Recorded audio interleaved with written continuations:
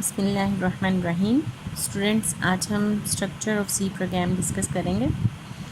सी के प्रोग्राम में कितने पार्ट्स होते हैं, इसको किस तरह से लिखा जाता है, इसका लेआउट किस तरह से होता है। जैसे देखें, आप एक लेटर लिखते हैं एग्ज़ाम में, जैसे कोई लेटर आता है तो उसका लिखने का एक पैटर्न है। जैसे पहले हम एग्ज़ामिनेशन हॉल इस तरह से ABC और ये हेडर लिखेंगे, फिर नाम, डियर, सैल्यूटेशन जो भी, उसके बाद बॉडी ऑफ द लेटर आएगी और लास्ट में हम एंडिंग योर फ्रेंड या जो भी इस तरह से लिखेंगे। ये एक पैटर्न है कि लेटर इस तरह से लिखा जाएगा, इस पैटर्न के मुताबिक। आप ये नहीं कर सकते कि बॉडी ऑफ द लेटर पहले लिख लें, एग्ज़ामिनेशन हॉल लास्ट में लिख लें। इस तरह से नहीं होगा। जिस तरह से पैटर्न एक दिया गया है इस तरह से हम लिखेंगे। इसी तरह सी का प्रोग्राम के भी कुछ पार्ट्स होंगे। सी प्रोग्राम के बेसिकली 2 पार्ट्स हैं। पहला है प्री प्रोसेसर डायरेक्टिव और दूसरा मेन फंक्शन। सी के प्रोग्राम में स्लाइड आपको नज़र आ रही है।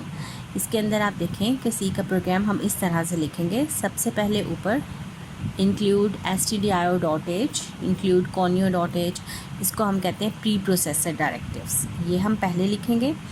उसके बाद आएगा void main void, ये मेन फंक्शन है, ये हम लिखेंगे। उसके बाद बॉडी ऑफ द प्रोग्राम की बॉडी आएगी। इन सारे पार्ट्स को हम डिस्कस करेंगे डिटेल से। प्री प्रोसेसर एक प्रोग्राम है जो कि सी कंपाइलर का हिस्सा होता है और इस प्रोग्राम का मकसद प्रोग्राम को रेडी करना है for the compilation. Pre processor directives are the commands given to the preprocessor before beginning of the actual program are called preprocessor directives। सबसे ऊपर जो हम लिखेंगे प्रोग्राम के इंस्ट्रक्शंस, उनको प्री प्रोसेसर डायरेक्टिव्स कहते हैं। डायरेक्टर से डायरेक्टिव निकला, यानी इंस्ट्रक्शन देने वाले कमांड्स, जो कि प्री प्रोसेसर को ये बताएंगी कि किस तरह से हमने कंपाइल करना है सी का प्रोग्राम। These instructions start with hash sign। Hash sign से ये इंस्ट्रक्शन स्टार्ट होती हैं। There are 2 types of preprocessor directives। preprocessor directive की भी 2 टाइप्स हैं, include directive and define directive। इनको हम डिटेल से पढ़ेंगे। इंक्लूड डायरेक्टिव, जैसे कि नाम से ज़ाहिर है, इंक्लूड करवाना यानी शामिल करना।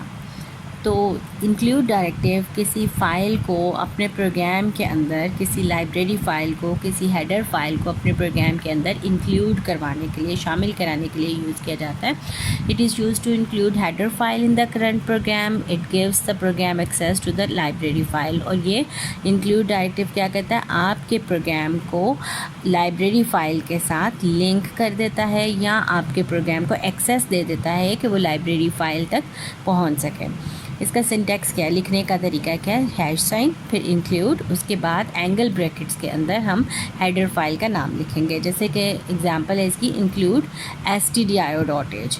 ये include directives tells the compiler where to find the meanings of standard identifier।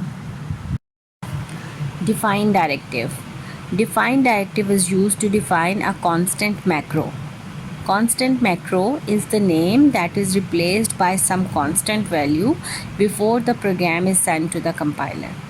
मतलब यह है कि अगर आप कोई नंबर है, जैसे कि एग्जांपल में दिया हुआ है 3.14159 जो कि पाई की वैल्यू है, आप इतना बड़ा नंबर पूरे प्रोग्राम में बार बार आपको लिखना पड़ता है, तो आप चाहते हैं कि मैं इसको कोई नाम दे दूँ।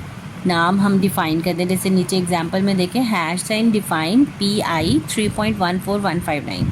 अब ये क्या है, 3.14 को उसने वैल्यू नाम दे दिया, कोई पाई का नाम दे दिया, इसको हम कांस्टेंट मैक्रो कहते हैं। अब हम पूरे प्रोग्राम में 3.14159 नहीं लिखेंगे बल्कि PI लिखेंगे और उसको वो यही कंसिडर करेगा। तो हम कह सकते हैं कि किसी कांस्टेंट को, किसी वैल्यू को कोई नाम देने के लिए डिफ़ाइन डायरेक्टिव यूज़ होता है। ठीक है स्टूडेंट्स, दोनों की समझ आ गई आपको। इंक्लूड कोई फ़ाइल इंक्लूड कराएगा और डिफ़ाइन किसी कांस्टेंट को, किसी नंबर को कोई नाम देने के लिए यूज़ किया जाएगा। आज के लिए इतना काफ़ी है। Hope you understand. अगर आपको कोई प्रॉब्लम हो या कोई क्वेश्चन हो तो आप मुझसे कांटेक्ट कर सकते हैं। Thank you.